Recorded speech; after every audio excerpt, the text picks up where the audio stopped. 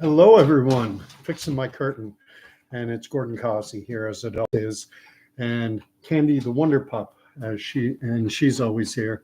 I know you probably are. I got a few remarks on my last video about the hat. I don't like to wear it because it puts my face in a shadow. Actually, maybe shadows look good. My face may look better in the shadows than it does in the bright light, but I tend to prefer the light. There's the hat. Make Trudeau a drama teacher again. This was given to me by a neighbor a number of years ago, and I don't wear it that often just because I think the hat triggers some people, and it's never my intention to be unkind. And this is more or less the Canadian version of the MAGA hat. MAGA, Make America Great Again, which kind of Donald Trump's branding statement. But I like the hat. And I've started now with the sentiment being so decidedly against Trudeau in the broader culture, the broader population, 80% of us anyway, are anxious to see Justin Trudeau leave. So I haven't had any comments on it one way or the other, except from one guy I work with who liked it. Anyway, look, I'll put it down here. Candy, as if you're new to this station, because I realize I'm getting some new viewers, people who've never been on my channel before, because I'm talking about politics, and Canadian politics are kind of, it's getting a lot of play right now in the press, given the situation unfolding with Justin Trudeau. And a number of other issues with relations between Canada and India. And I'll be talking to all that, but I'm going to start out by giving Candy her treat because she won't leave me alone otherwise. I always call her a border collie, but she's actually half border collie, half Aussie shepherd. Although I think she got 90% of her genetic material from the border collie side. We picked her out in February of 2020 when COVID was just on the horizon, the COVID storm clouds. No one was thinking there would be lockdowns or any of this insanity that we lived through. So we went out, and what happened, I was in the Army at the time, communications branch, and I was taking leave. I was going to have 2 weeks off in March. And so I said, all right, we'll look for a dog. And if we find a dog, I'll spend the 2 weeks acclimating the dog to, integrating the dog into the family. And I said, if we can't find a dog, I'm not just going to take anything. If we can't find a dog, then we'll take a trip to Quebec City, Ottawa. Well, thank goodness we found Candy the Wonder Pup, because we certainly weren't going to be going in March of 2020. We weren't going to be taking a trip to Quebec City and Ottawa. Everyone was scared to their breaths. I have Danny here. He's saying good evening. He's got the praying hands and the cross. God bless you. God love you, sir. All right, so let's do Candy so I can get on to things. Shake a paw. Lay down. Speak. Oh, good speak right off the bat. There you go. She gets her paw. She gets her treat. All right. Before I really get rolling, thank you to that last video has garnered somewhere in and around 500 views, which for a miserable, pathetic little channel like this with no production values, just, Joe Canadian nobody talking into the void, it's gratifying. And so I'm going to talk about the same thing, the same subject matter that I was talking on last time, the Canadian political scene.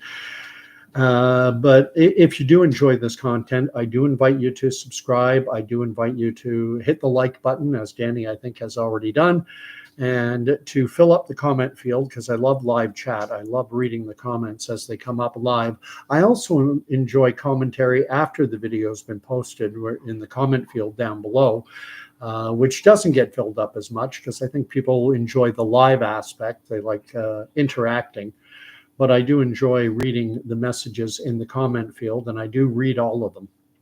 And I'm not asking for money. You'll notice if you look at the description for this, there's no, support me here or PayPal this or whatever. I don't do any of that stuff. Just the way I operate. I don't begrudge those who do it. I just don't. Anyway, so let's get on to things.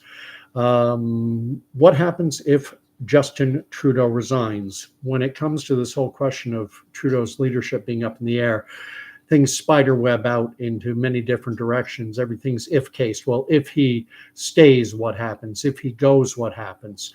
So right away, I'm going to speculate on what happens if Justin Trudeau does decide to resign. What's going to happen is early next week, Monday, Tuesday of next week, the Liberal caucus with the Prime Minister present will be meeting. And by the Liberal caucus, that's referring to the sitting Liberal members. I think there are 153 of them will be sitting around the so-called caucus table. And this is where these meetings are closed door. They're not open to the press. And there tends to be secrecy around caucus meetings. And it doesn't matter whether it's Liberal caucus, NDP caucus, Conservative caucus meetings do tend to be secretive. But typically some stuff does leak out. The press is always waiting for when the caucus session ends and they start interviewing people wanting to know what was being said. And typically speaking, MPs are very guarded in their language. Caucus privacy, caucus secrecy. Members like to know that they're speaking, that they can be candid in caucus meetings and not have their commentary torn apart in the press and by the media.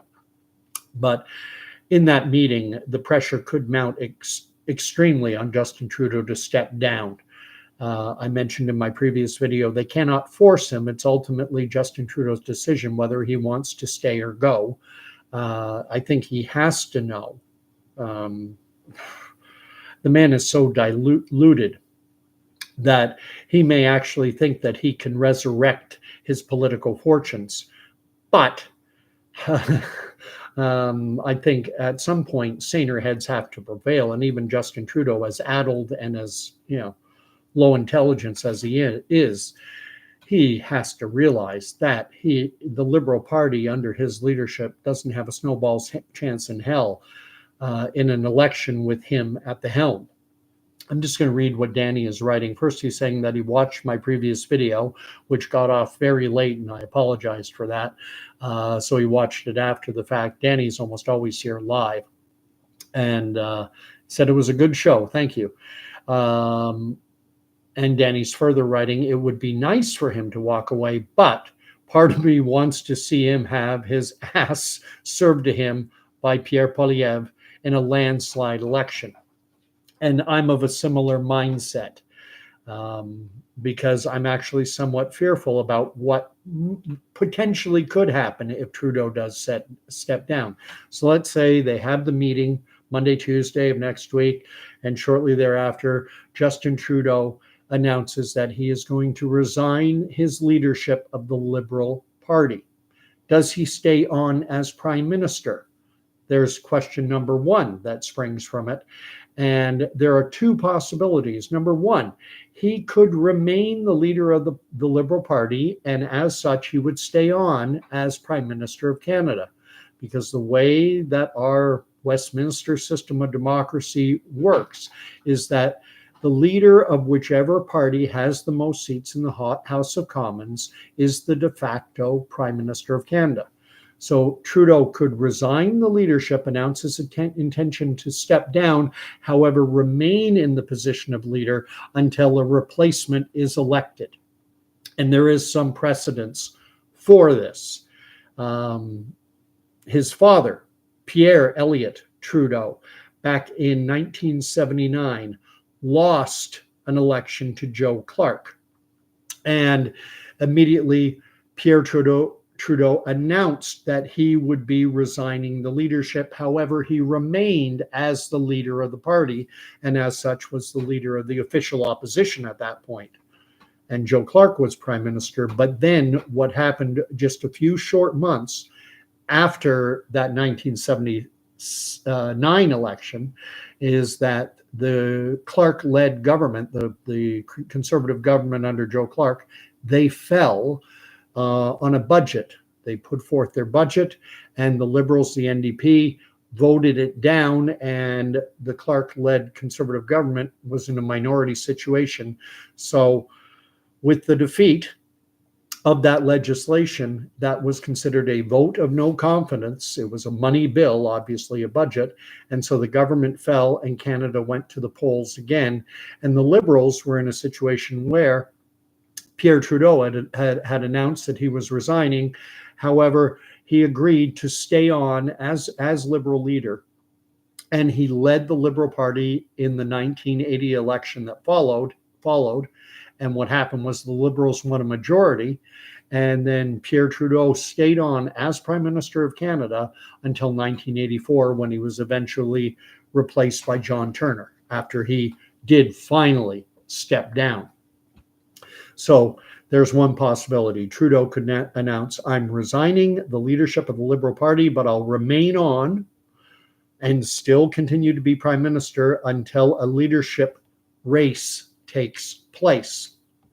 Or conversely, he could resign and hand it over to the Liberal executive and have them appoint an interim leader who would then Trudeau would still be sitting in Parliament as the member representing the riding of Montreal-Papineau, but he would no longer occupy the Prime Minister's office.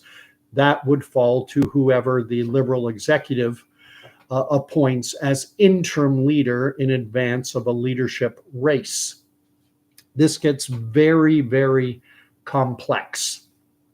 And then, so let's say either case, whether it's Trudeau remaining as the leader of the Liberal Party and hence staying on as Prime Minister, or if he resigns and has them appoint an interim leader, either way, what happens at that point is a leadership race ensues. And what would have to happen is the Liberal executive, the executive branch of the Liberal Party, they're not elected by Canadians. I'm not exactly sure how. I believe they're elected by Liberal Party members to govern the Liberal Party. They would have to set forth rules for a Liberal leadership.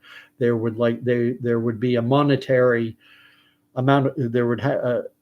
Anyone expressing a desire to run as a candidate for the Liberal leadership would have to put up several $1 million, $3, $4, $5 million, kind of a security, kind of saying, I'm serious, I am running, I have the financial wherewithal to finance a leadership campaign, and I'm a viable candidate.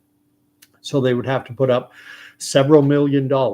How much exactly depends, it can vary.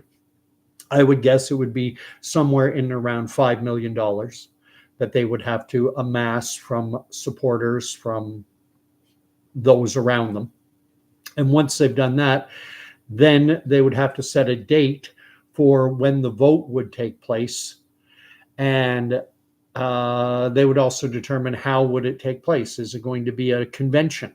Are they going to rent the Ottawa Convention Center? Are they going to rent, Maple Leaf or Scotiabank Place or an arena where whatever?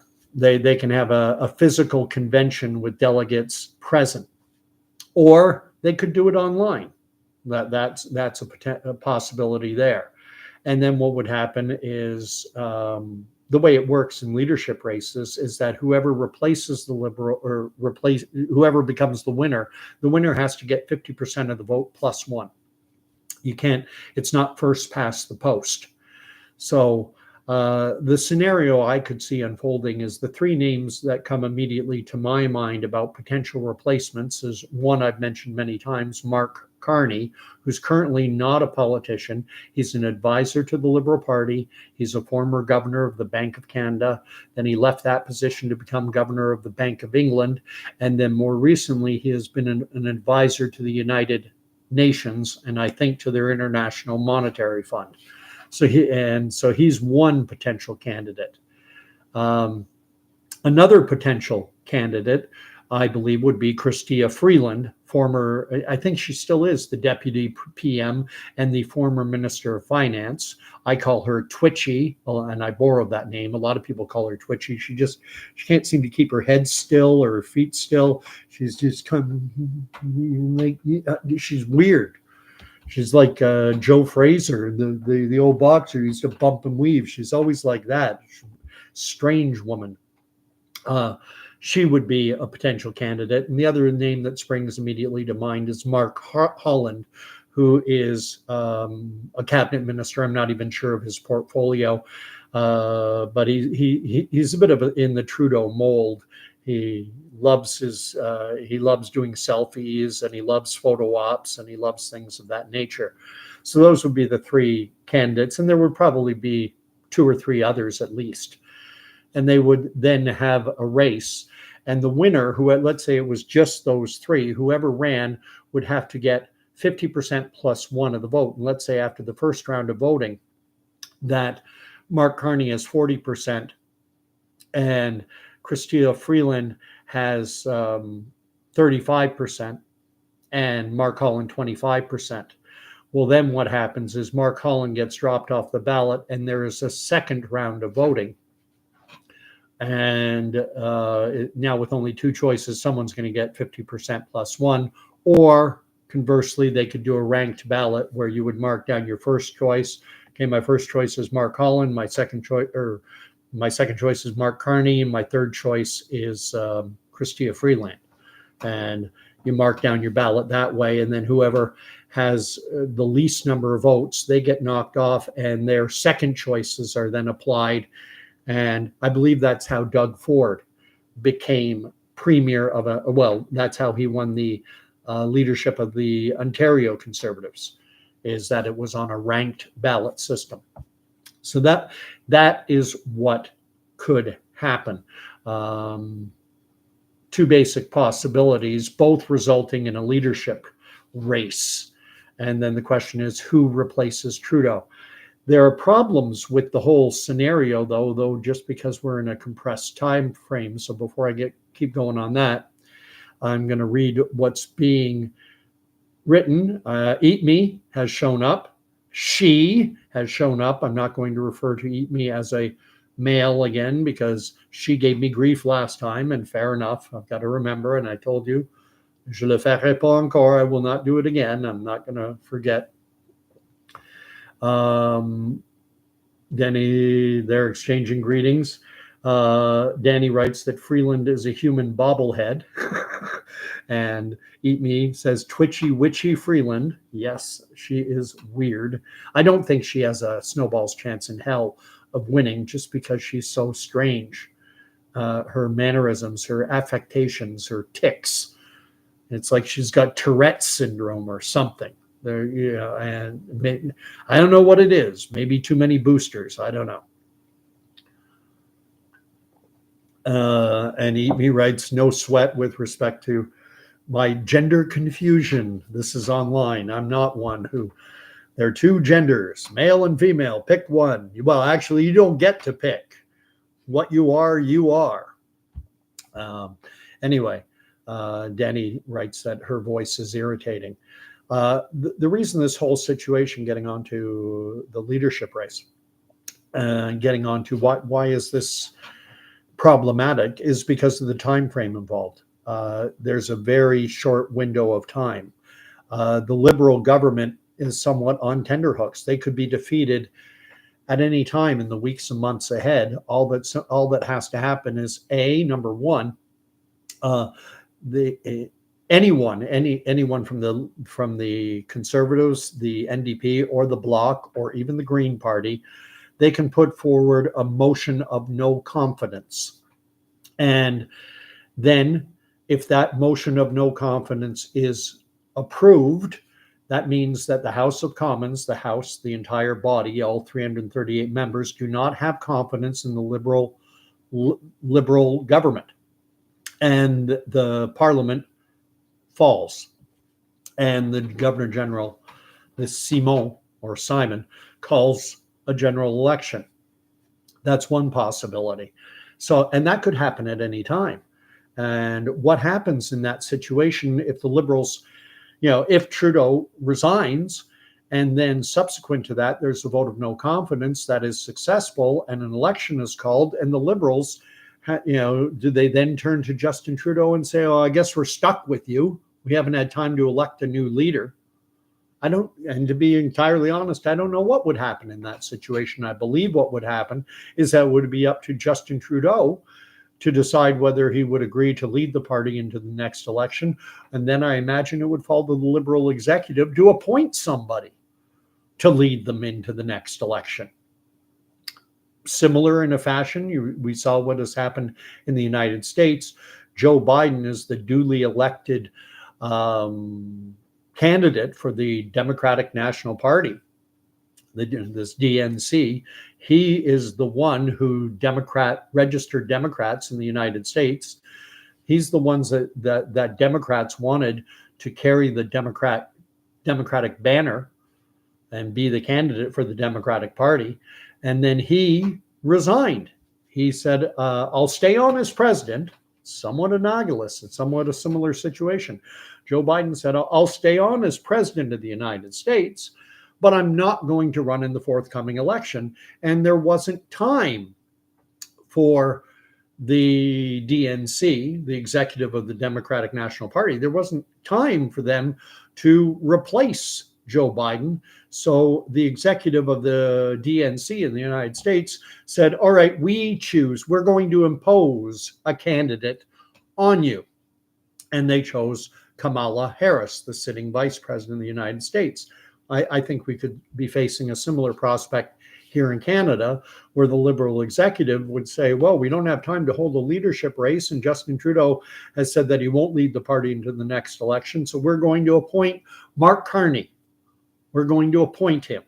And then later, after the election, if we form the government, then we can have a leadership race at that point, which if Mark Carney were successful in either maintaining the Liberals in a minority position, or unbelievably, if he managed to win a majority, then holy cow, then he'd probably win. He'd have no problem winning a leadership race. Probably no one would run against him. It would be crazy. Just going to read on. Danny writes, I think he's speaking of Trudeau. He's a boy going on 50. It's Eat Me and Danny are writing back and forth. Oh, I like Danny. You and I think a lot alike, Danny. He calls the moniker that Donald Trump tried to put on Joe Biden was Sleepy Joe Biden. And given Biden's weird affectation for smelling the hair of children, I always thought Creepy Joe Biden would have been a better moniker, or put them together as Danny has done. Creepy, Sleepy, Sippy. He's added Sippy Cup Uncle Joe. No kidding. You almost feel bad denigrating Joe Biden because he is so mentally addled. He can't finish a sentence. It's obvious his best before date was probably 10 or so years ago. But what are you going to do? That's American politics. Laura Floyd is here. I think that's formerly Townhouse Gardner, if I'm not mistaken. And it's Danny, who is a boy going on 50, coming up to the big 5-0. It gets fun. I'm 58, and I'm now crashing up. I'm getting up to 60, and I'm thinking to myself, boy, oh boy.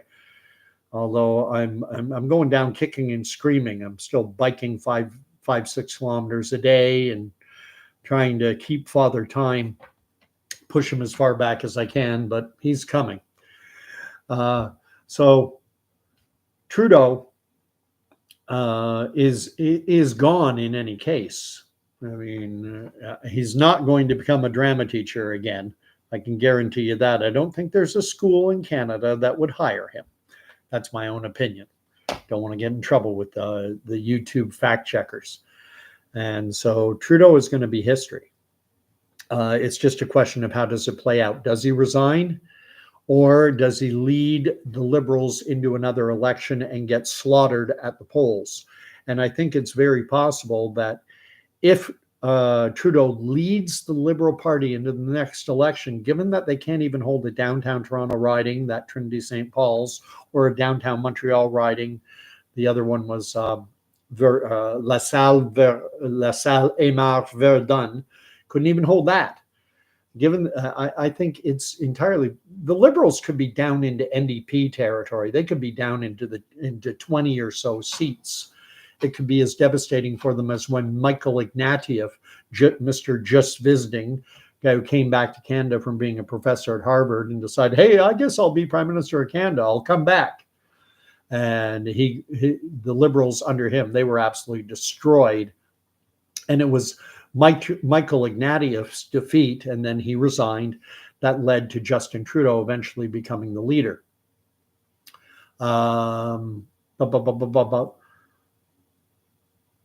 Eat Me is having trouble with the internet. She's going to be off for a while she restarts her gateway. No problem. Danny's talking about term limits in the United States. The president is limited to two terms. Senate and House of Representative members, the Congress, they can go on forever. And some states, the governor can go on forever. Some states have term limits, some don't. We don't have term limits here. We just had a Thanksgiving family dinner yesterday down in the west end of Toronto, western part of the GTA. And someone was, it amazes me, this is all simple history. Someone said that Pierre Trudeau was prime minister for, 10 years or so. He was actually prime minister for 16. Harper was prime minister for in and around 10. Trudeau has been prime minister for almost 10 years now. If he makes it to October, I think it's June, July of 2025, he will hit the 10-year mark. Jean Chrétien, he was prime minister for about a dozen years. And who else? Brian Mulroney. He 2 terms. He won 2 majorities, then he resigned. But he could have stayed on if he wanted. He could have run again, although chances are he was going to lose that third election. He was smart enough to go off into the sunset. And Mulroney and the Mulroney family and the Trudeau family are somewhat tight. Mulroney has spoken glowingly of Justin Trudeau. And it should be remembered that Brian Mulroney was the leader of the old Progressive Conservative Party prior to it merging with the Canadian Alliance Reform Party. This is all Canadian political history that I'm going over. But what happened is in the wake of the defeat of Brian Mulroney, what led to the Progressive Conservatives being decimated was the creation of a new Western-based Conservative Party under the leadership of Preston Manning, that they became the official opposition. And at one point, the old Progressive Conservative Party was reduced to just 2 members. And so and then Chrétien was able to win 3 majority governments in a row. And it was because the conservative vote was split. The right-wing voters some were voting Progressive Conservative, some were voting Reform, and they later changed the name from Reform to Canadian Alliance. And then the conservative-minded, these 2 parties got together and they said, look, so long as we are divided, the Liberals are going to be in power forever. So eventually they merged the 2 parties and they became the modern Conservative Party of Canada, and Stephen Harper became their first leader, and then later he won and was Prime Minister of Canada for 10 years. Let me read up. I have Eat Me saying gateway restarted, but it still buffers. Going to have to call my ISP tomorrow. Internet has been iffy today. Sorry about that, Eat Me. And my connection isn't the best. I know that there's some buffering on my end, and sometimes the video lags. Like I say, this is a miserable, pathetic little YouTube channel. Just Joe Nobody, basically, injecting his voice into the public discourse. Who am I? If anyone new is watching this, or if you forgot, I'm 58 years old, Canadian born 1966 in Port Colborne, Ontario, Welland area near Niagara Falls. The town we actually lived in was called Ridgeway. At 6 months old, we moved to New York City, spent 3 or so years down in New York City. Later spent some time growing up in New Jersey. Spent 5 years there. Went to kindergarten, grade 1, 2, 3, 4. We came back to Canada for about a year and a half. I finished grade 4, did all of grade 5 in Burlington. Then we spent a year out in the West Coast, Portland, Oregon. And then we came back when I was 12 to Canada permanently. And I haven't lived in the United States. I've visited many times since then, but I have always been a Canadian resident from the age of 12 on. But when I was 12 years old, I had very American sensibilities. I studied political science at university. After university, my working career was primarily as an advertising and sales executive. And then later, I joined the Canadian Forces, Canadian military. I'm wearing one of my old regimental T-shirts from Valcartier. So I left the military in 2021. June of 2021, I did nothing pretty much. I didn't work for a year. That was during the vaccine passport insanity, and I did not get the vaccines. If I had stayed in the military, I would have been probably forced to get them. I could have applied for an exemption, but ultimately some bureaucrat, someone high up on the chain of command, could have denied my request for an exemption, and they could have forced me to take the vaccine, or I would have been deemed to be disobeying a lawful order, which is not something you want to do because that can lead to a court-martial, dishonorably, taken out of the Canadian military. But I got out before the mandates came in. I put my release request in December of 2020 because I knew they were going to be forced. That's just a little bit of background on me.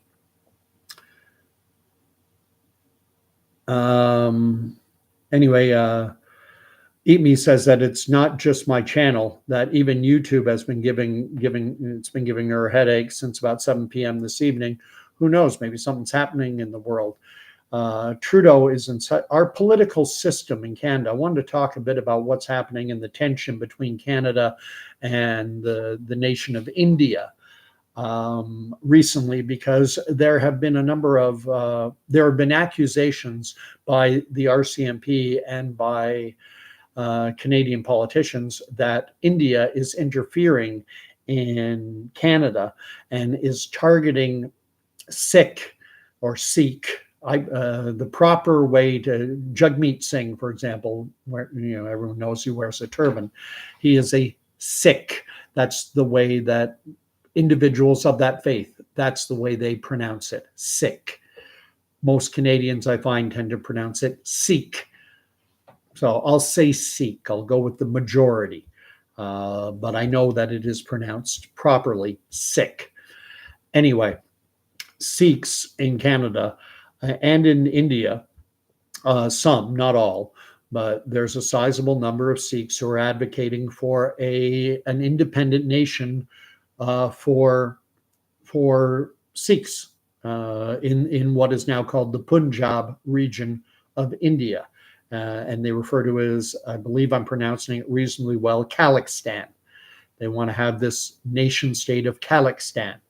And India does not want Modi, who's their prime minister now, and Indians do not want to see their country further broken up.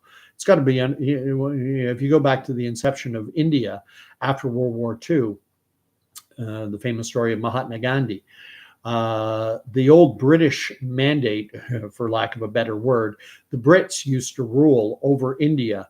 And when the Raj was in place, it included all of what is India today and all of what is Pakistan. That was the British Raj. That's what they ruled.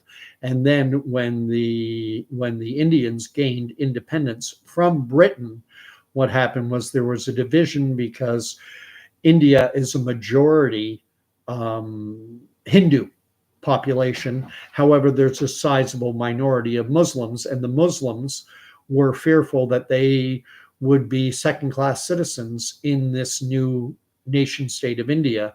So eventually what happened is, after the Brits left, the former British Raj was divided into two countries, India and Pakistan, with India being primarily Hindu and with Pakistan being primarily Islamic. A little bit of a history lesson. And now India has these Sikhs who want to further see another creation of a new nation state that would be Sikh in orientation, and they would call it Khalistan. And there are allegations of that India is targeting, assassinating Sikh nationalists in Canada. And man, oh man, this is so stupid. To whom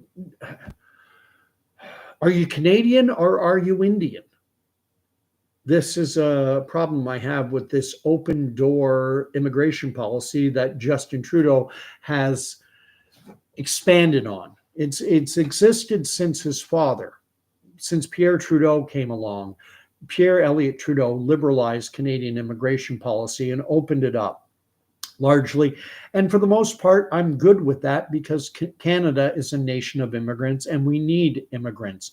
It's just simply a question of degree, and it's a question of proper vetting. But now the political landscape in Canada has been incredibly affected because Sikhs as a community are very politically involved. There are a lot of Sikh politicians. You see turbans regularly in the House of Commons and in provincial legislatures. They're very politically active. I think you're looking at, in Canada, we've got 400,000 or 500,000 Sikhs who live in this country. The populations tend to gravitate toward larger urban centers like Toronto, Vancouver, Montreal, Calgary, the big urban centers. They tend to live in community, and this is typical. I don't mean this as a criticism of the Sikh community, because this has happened throughout Canadian history. What tends to happen is the first generation of immigrants comes in, and they want to live in a community that reflects their language, their value, their religion. So they tend to cluster. And that's been the case, whether it's been when we've had waves of German immigration, Greek immigration, Italian immigration, Somali immigration, Sikh immigration, integration immigration. These communities tend to live clustered together. And it takes 3 or 4 generations before an immigrant community is able to assimilate itself into the broader culture. And that's just normal. That's just the way things happen. But what's been happening under Justin Trudeau is that they're allowing, the immigration has gone up to the point it's roughly at 2 million new Canadians or new people coming into the country every year.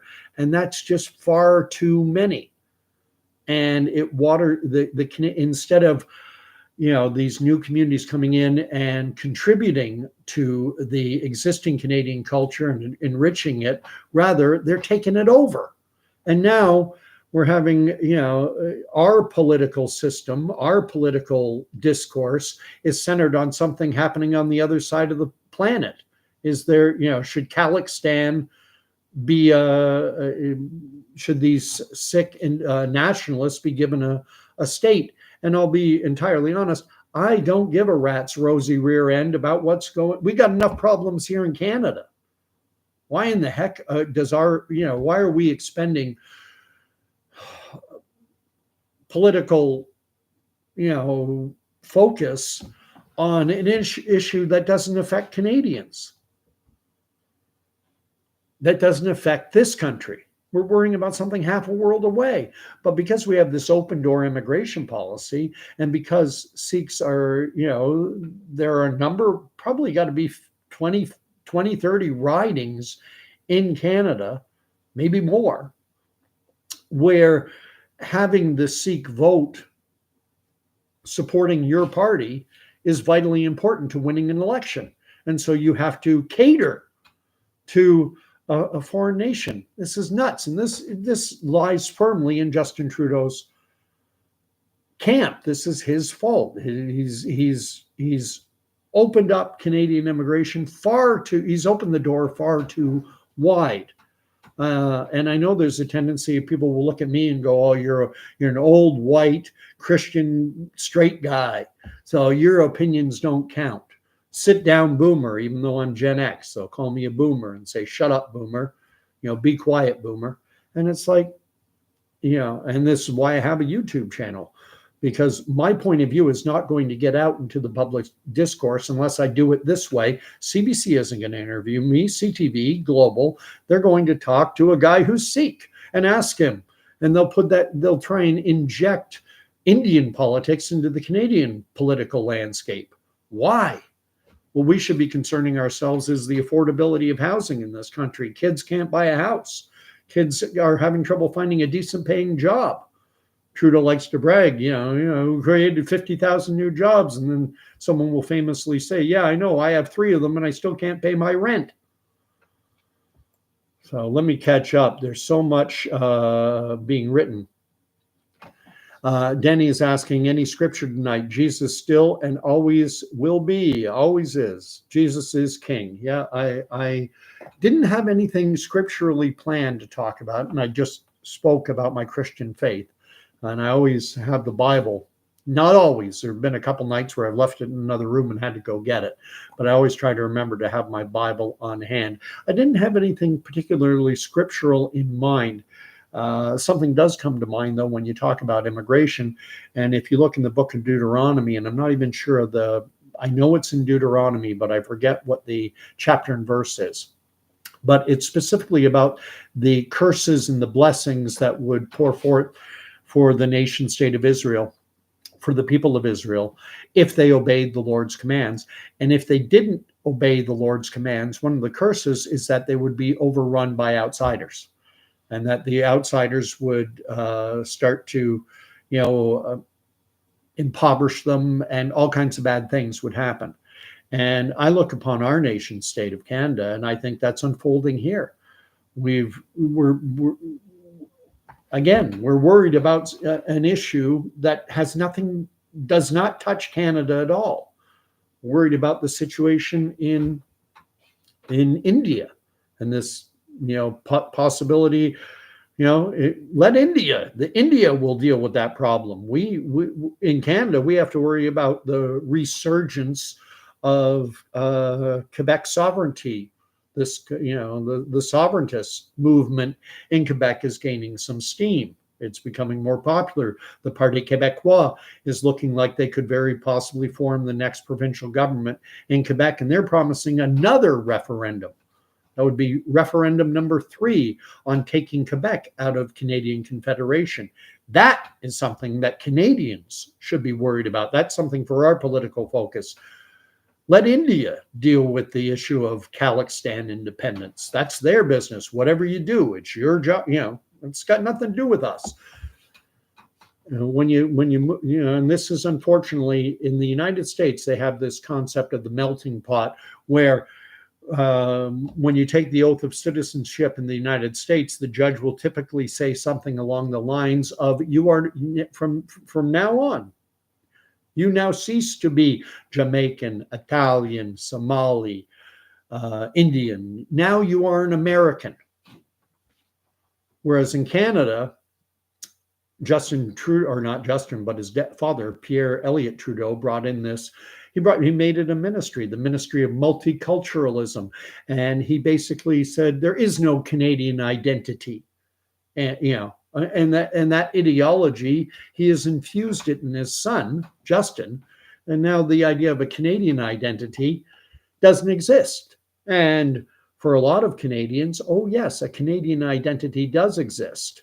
We have a sense of a Canadian identity, but this country is so fractured, things break down along regional lines, whether you live in an urban center or a rural center. I live in a rural center, and there are people who live in, holy cow, I've got 25 people watching. That's one of the high water marks for me doing a live.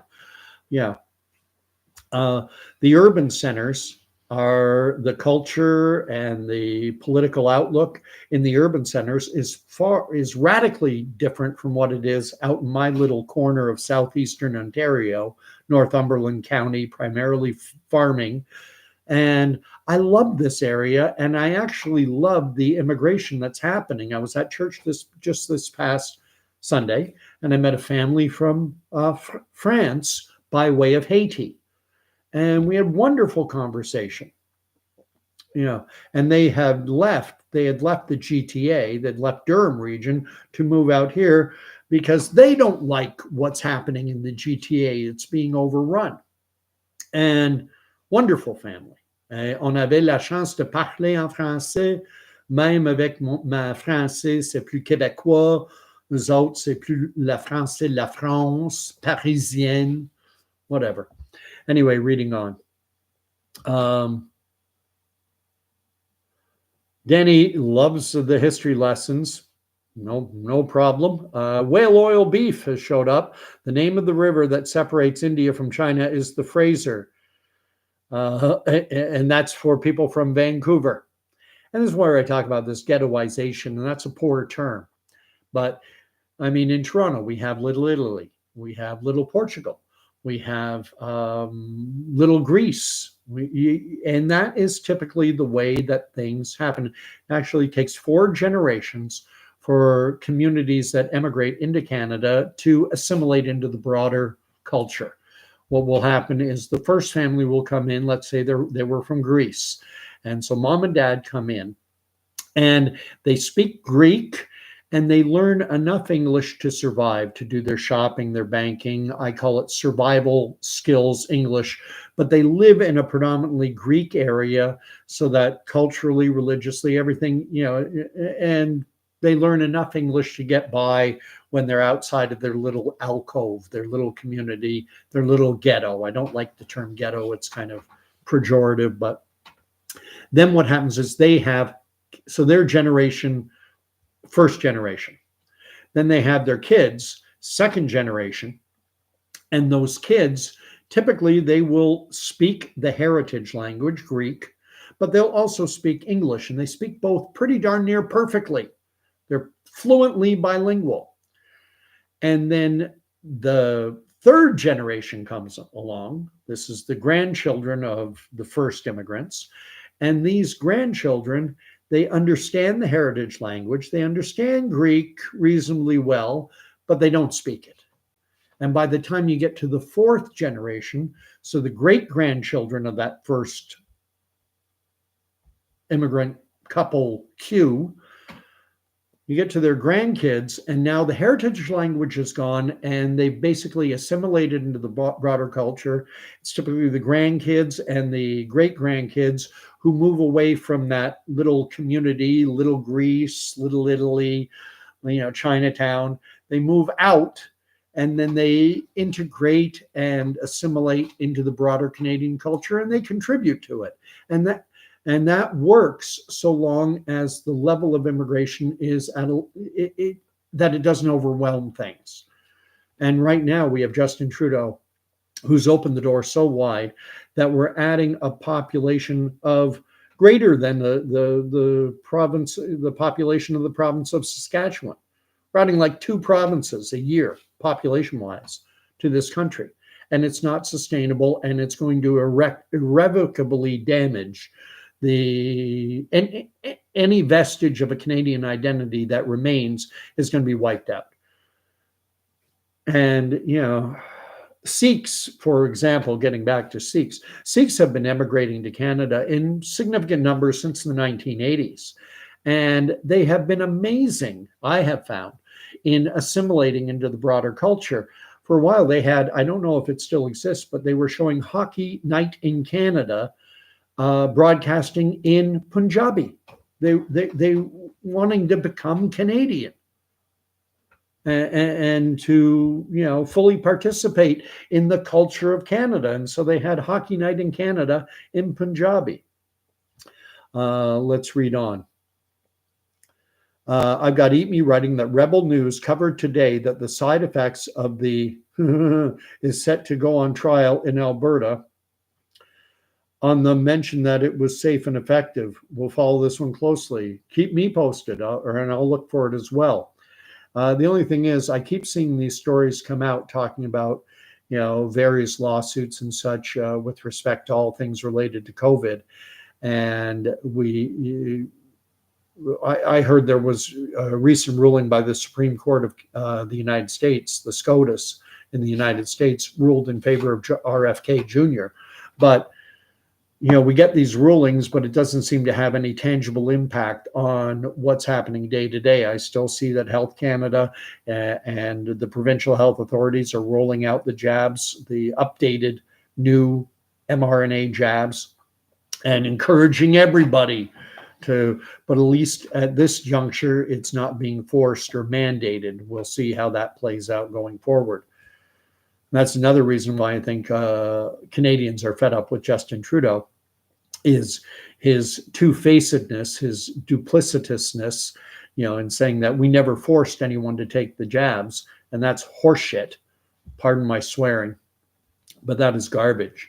Everyone knows that he did force it. When you tell someone to choose between their job and taking something that his own government, Anthony Housefeather, a parliamentary secretary, admitted in a parliamentary committee hearing that the vaccines, the COVID vaccines, were not properly tested the way that other vaccines would be tested, that they were rushed. And, for the longest time, you couldn't say anything like that in social media, but Anthony Housefeather, Parliament, that's his opinion. And I share it, that, a 10-year process redacted down to a few short months. You can't do that. And that is why Canadians and even our own members of Parliament can't see the contracts that our government signed with the Pfizers and Modernas of the world. You want to see the contract you signed? You're not allowed, because the pharmaceutical companies placed it as a condition that there be a non-disclosure agreement on anyone looking at the contract, because they were forced to rush through without doing the testing that would normally be done. So as much as I'll say on that. Let's catch up. Danny's writing that, oh my gosh, I've got new people showing up too. Danny, what's Danny writing? Wow. Danny's writing that Indian immigrants took over Surrey and Burnaby, BC. Yeah, British Columbia is incredibly, I've never been to Vancouver, but from everything I understand, it's just both Chinese, Asian immigration in general, be it India, Pakistan, wherever. It's massive. And typically what happens, I can tell you, I know a lot of people in this situation. A lot of Indians, highly educated, they get degrees in medicine, engineering, and other advanced degrees, and they're in demand, but they don't want to live in India. So what they do is they go and they work in the Arab world. They go and work in Dubai or Abu Dhabi or Bahrain or Saudi. And they go and work in these countries. And they're extremely well paid, like $100,000 US a year or more. And quite often they're double income. The man is an engineer and his wife is a nurse, and they're making $250,000 a year American. And in countries, in much of the Middle East, in much of the Arab world, there's no income tax. So they work there for 10, 15 years, invest their money well, and they come to Canada and they have a net worth of 10, 15 million. And the reason they come to Canada is after working 10 or 15 years, say in Bahrain, they can't get citizenship. Bahrain, you have to be Bahraini to have Bahrainian citizenship. So you've got to eventually leave for another country, and they don't want to go back to India. So they look to move to places like Canada, the United States, Australia are the three biggest, probably, maybe some in England too. And they come here and they've got $10, $15 million US, like, darn near 20 million Canadian. And what happens is they gravitate, as is typically, as has happened historically 100 plus years, so they gravitate toward the Vancouvers, the Montreals, Toronto, Calgary, the big cities. And they look at a house and they go, $1 million, I'll buy two. And it pushes the cost of real estate up. And the poor Canadian kid who spent his entire life growing up here, who didn't have parents who were making $250,000 a year American in Bahrain, he gets priced out of the market. He and his wife get priced out of the market because we have these immigrants coming in, and it's hard to blame them. They, engineer, nurse, and they want to come to a country they can't live. They can't. They can never be fully participating members of the Bahraini community. So they come to Canada where they can get citizenship and they can own homes and be full members of society. I don't blame them for coming here. Anyway, just the way it is. Me 5,000 sick is a conservative number. I don't. Danny is writing, we once had a Canadian identity. Now, what is it? We lost our identity. It depends where you live. If you live in a large urban center, it's easy to have that sentiment. If you live in my little town of Brighton, Ontario, 14,000, 15,000 people at most, and you will notice that there is definitely still a distinct, I feel like I've gone back in time. I feel that when you live in small little communities, and there are all kinds of them around here. There's Norwood, there's Campbellford, there's down in Prince Edward County, there's Wellington and Picton and such. And in these smaller, communities, and it's likely the same in, across Alberta and Saskatchewan, places like Drumheller and North Battleford and Carstairs and these smaller towns and small cities throughout Canada, there is still a Canadian identity. And we get immigrants here, but it's at a lower number. It's at a much lower rate. And I think that's the way it needs to be. We need to, there's nothing wrong with immigration. It's just this idea of mass immigration. And this is a reason why I gravitated in the last two elections to the PPC party, because Maxime Bernier was the only one talking about putting a halt to, not to stopping immigration, just stopping mass immigration, and to gearing Canada's immigration policies and saying, we've got to gear it toward what Canada needs. And I think there are times when there are international crises, like what happened during after in the wake of the Vietnam War, and you had the Vietnamese boat people, and Canada brought in a large number of Vietnamese. I think there are periods, short in term, where we can expand things, but it can't be constant. I actually was fully in agreement when we brought in, I think it was 25,000 Syrian refugees. I thought that was a fantastic idea, because Syria, these individuals, through no fault of their own, were caught in a war that was largely the responsibility of Barack Obama in the United States. I mean, I think it's Danny says he loves the history lessons. Look back into the root cause of that Syrian war. What happened was Syria, led by Bashir al-Assad, was faced with the prospect of a pipeline. They wanted to build a natural gas pipeline that would have taken natural gas from Syria into Europe. The question was, would it be an American pipeline or a Russian pipeline?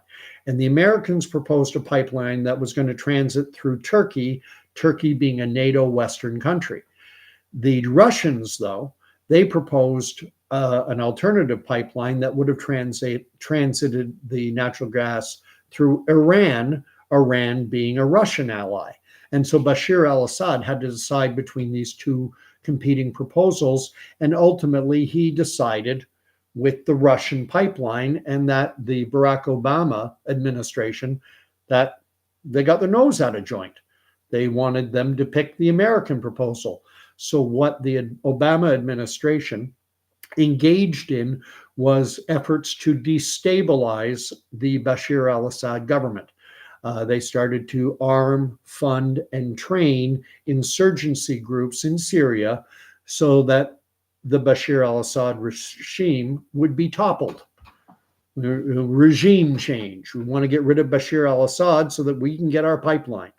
And so Assad had to devote a lot of his military intelligence, a lot of capital, a lot of his, he had to focus in on putting down this American-led insurgency.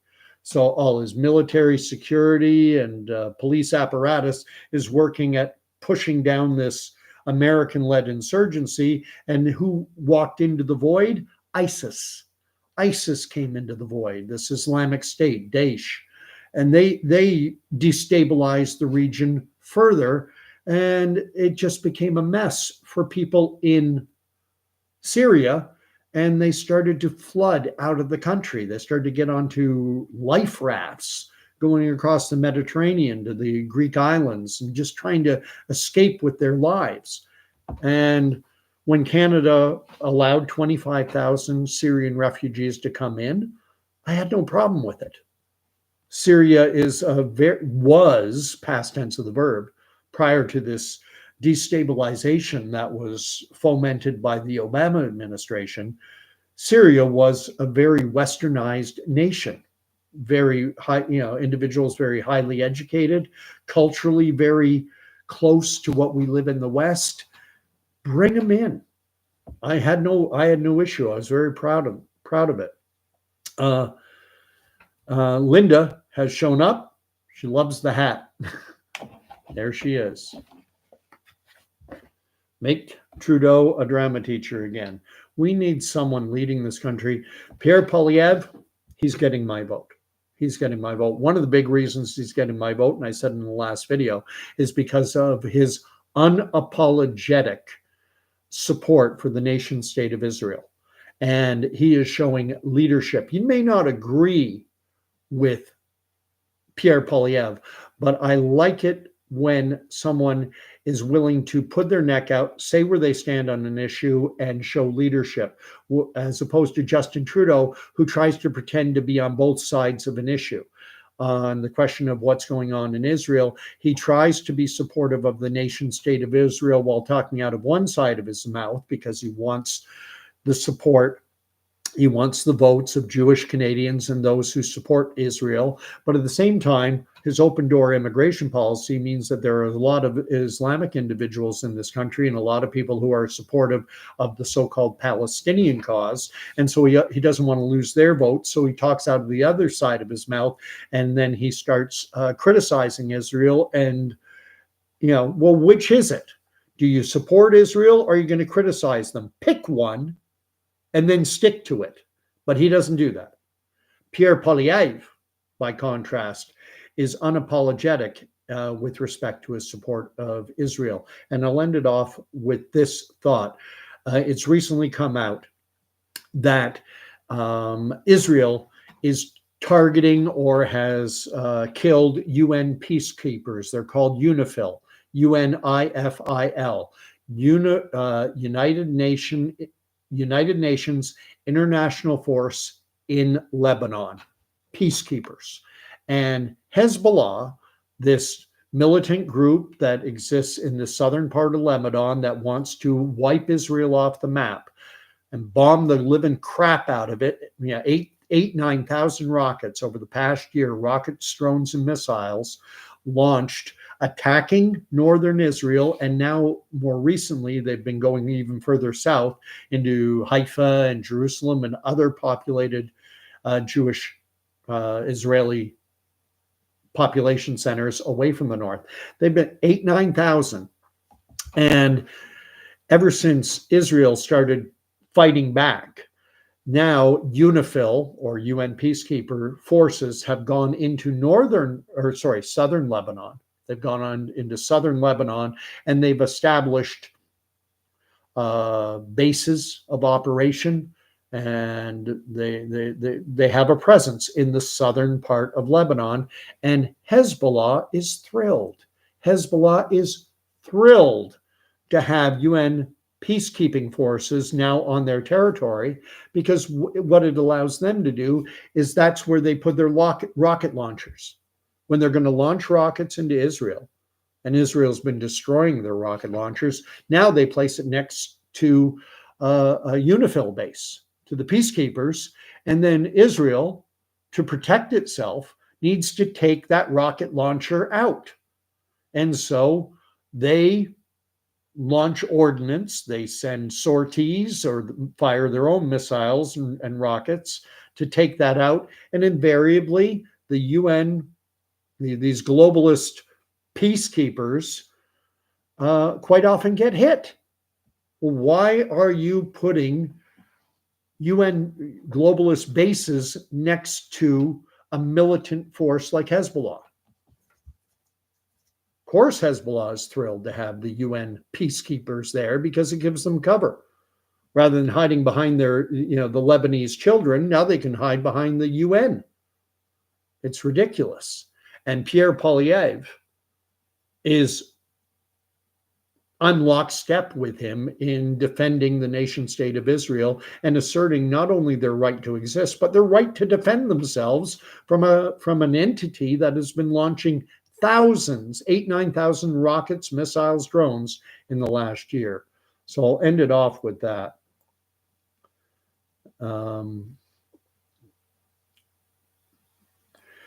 Danny had written this as a comment to one of my, I think the last video is when you wrote about talking about Revelation and how it relates to what is happening in the world today. The book of Revelation is so hard to wade through because so much of the imagery has been lost to the sands of time. Not all of it, though. And you can look, and there are the cups of the God's wrath that are poured out on the world. And we can see these cups of wrath being poured out on the world right now. One of them I would point out is one of the cups causes the Euphrates River to dry up. And I will invite anyone watching right now, if you made it to an hour and 6 minutes, just go Google, DuckDuckGo, whatever your search engine is, and Euphrates River drying up. Look at it. It's happening. It hasn't dried up completely, but it is in the process of happening. And it's not climate change. Primarily what it is Turkey controls the flow through dams and such, and restricting water supply. So the Euphrates River, according to multiple sources, is drying up. There's another one about sores being coming upon the bodies of anyone who's taken the mark of the beast. And I look at this monkeypox situation, and I look at the degree to which the homosexual community was compliant in terms of the mandates requiring everyone to pull up their sleeves. When you look at homosexuals, it was probably 98, 99% full compliance with it. And what have we seen since then? An outbreaks of something called monkeypox, or now being called Mpox. And it seems to go in waves. It gets reported on. It's huge. It's an international health emergency, or it's a health emergency, a public health emergency of international concern. Then it's calmed down. Then it goes back to being an emergency again and calms down. Seems we're in a calming down period. It's just a question of, I think it's been going on the whole time. It's just a matter of whether they put the spotlight on it or not. So I will do a video, Danny, at some point this week on Revelation. Let's tear through the book. I've gone through before Revelation 13 and the mark of the beast, and how everyone who wanted to buy, and how anyone wanting to buy or sell in the marketplace had to take the mark of the beast on the forehead or the hand. And I look at that vaccine passport, and if you want to be a fully participating member of society, you had to. Otherwise, you couldn't work, you couldn't go to a restaurant, you couldn't get on a plane or a train, you could not participate in society. And I see the two as very analogous, and it's coming back. Anyway,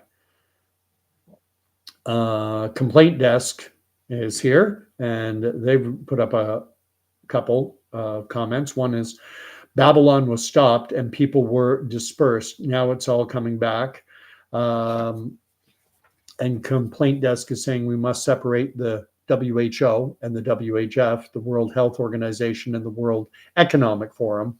Unfortunately, that when it comes to these globalist bodies, these globalist entities, they have a number. They're like an octopus with all kinds of different tentacles, and some of the tentacles are more visible than others. The World Health Organization is a visible tentacle. The World Economic Forum is a visible tentacle. Then there are the invisible, more or less visible tentacles, like the Club of Rome, like Coconut or Bohemian Grove, like the Bilderberger Group, like the Council on Foreign Relations. You have these more clandestine tentacles, but they're all linked to the head of a globalist octopus, or if you prefer, dragon. I mean, when we get back into Revelation and talking about how the beast had so many heads.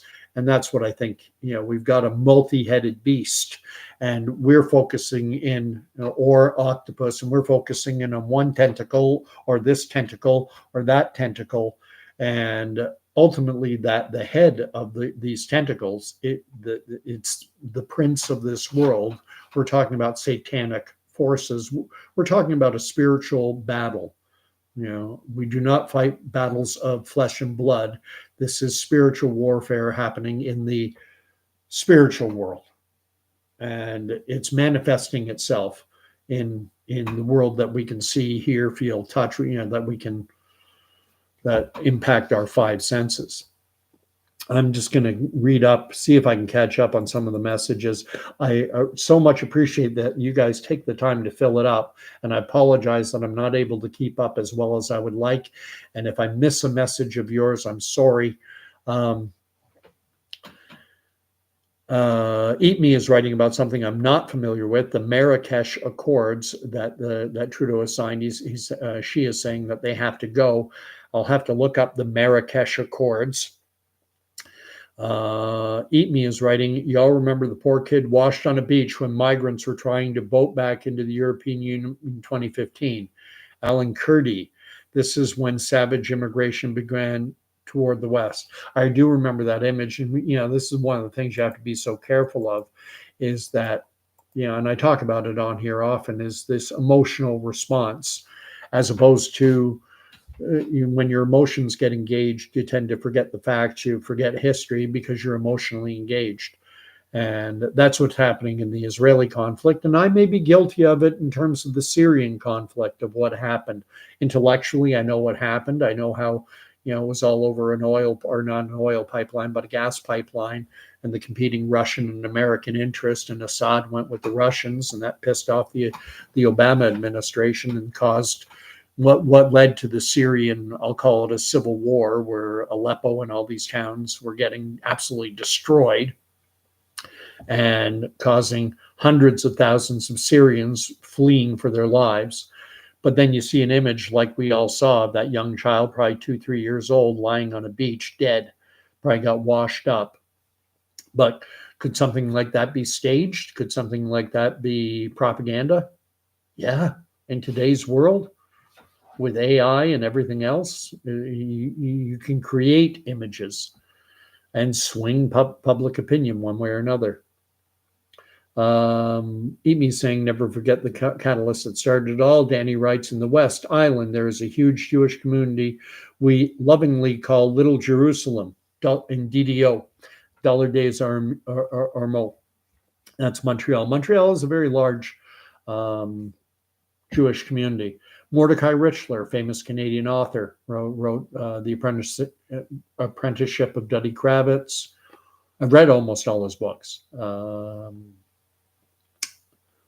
Joshua Then and Now. Solomon Gursky was here. Son of a Smaller Hero. I've read pretty much all. St. Urban's Horseman is my favorite. And Montreal has always had a very large Jewish community. Complaint Desk writes, Danny, search out the book Walter Scott, The Revelation of Jesus Christ. Soldat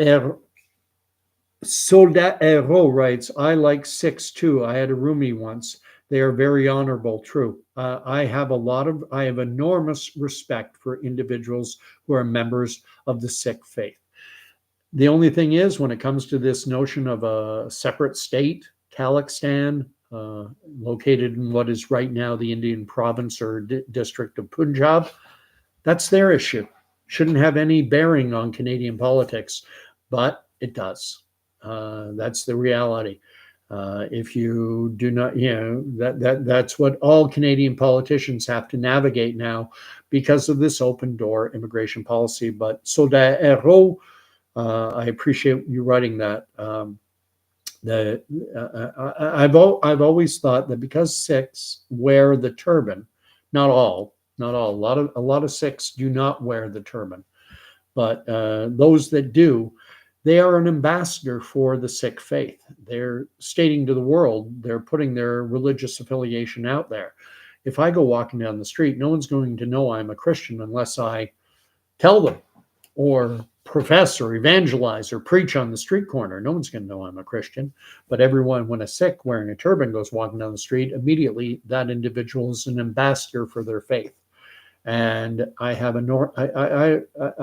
almost universally found Sikhs to be very salt of the earth, friendly, wonderful ambassadors for their faith.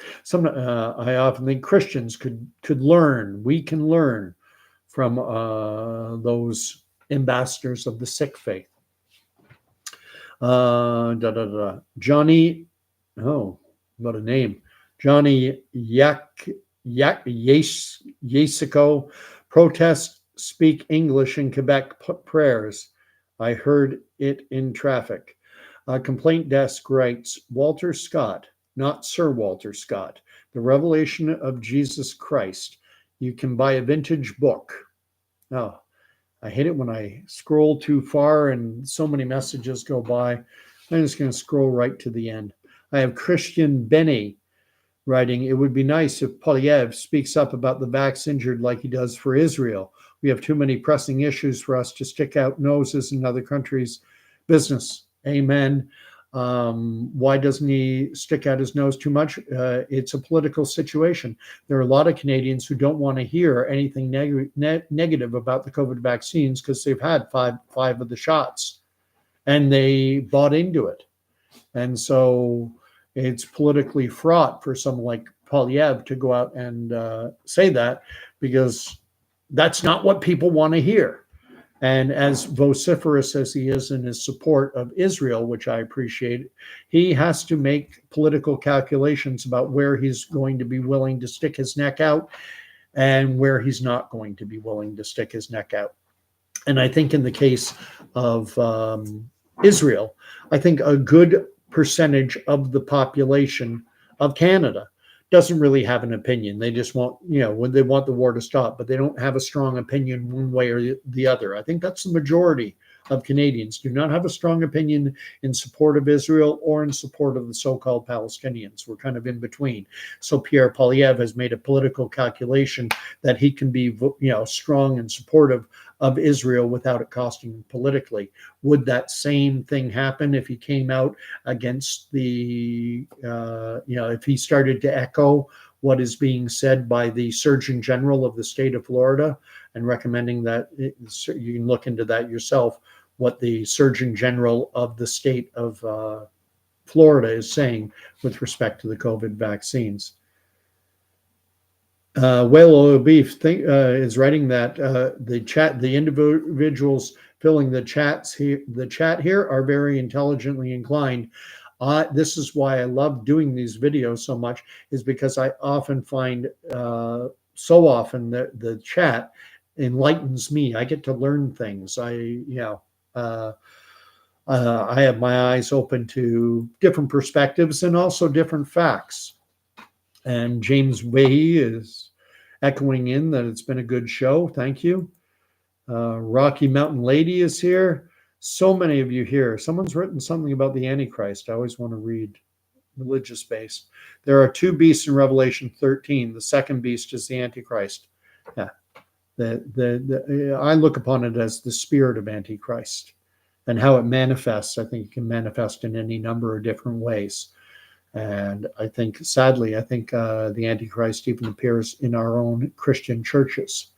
And that Danny has recommended that I do a video talking about my interpretations of the book of Revelation. And I think that, the problem is it's a big book.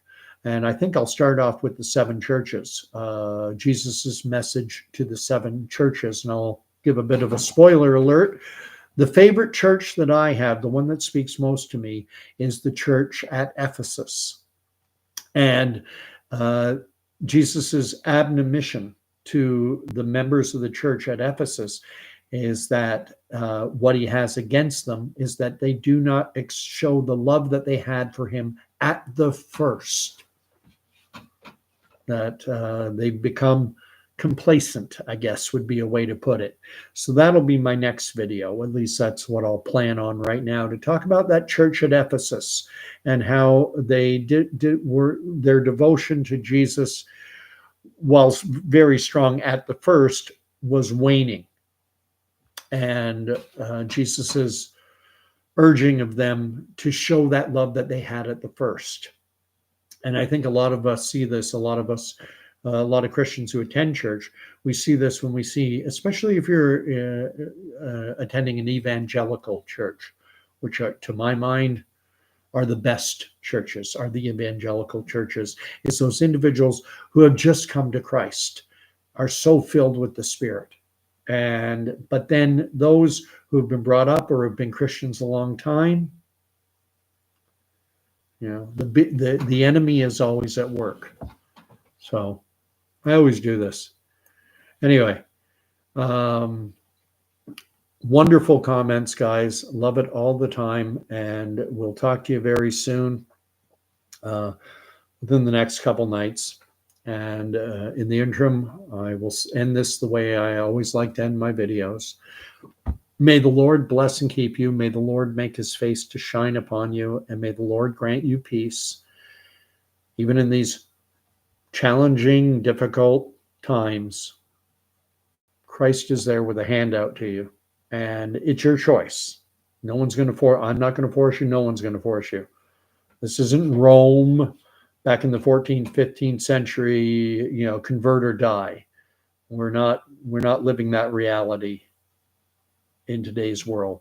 The reality is we have free will. You have the choice.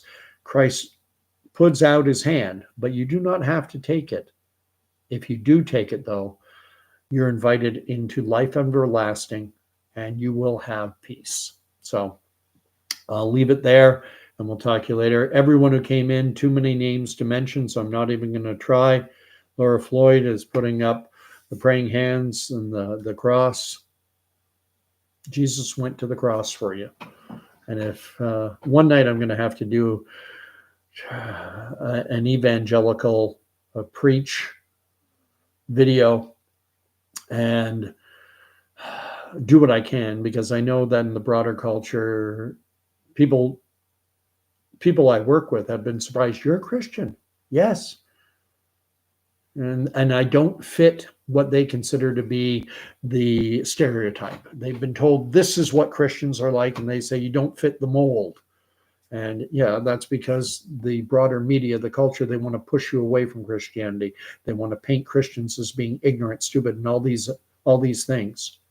And we're not. We're not. Anyway, God bless. And we'll talk to you soon.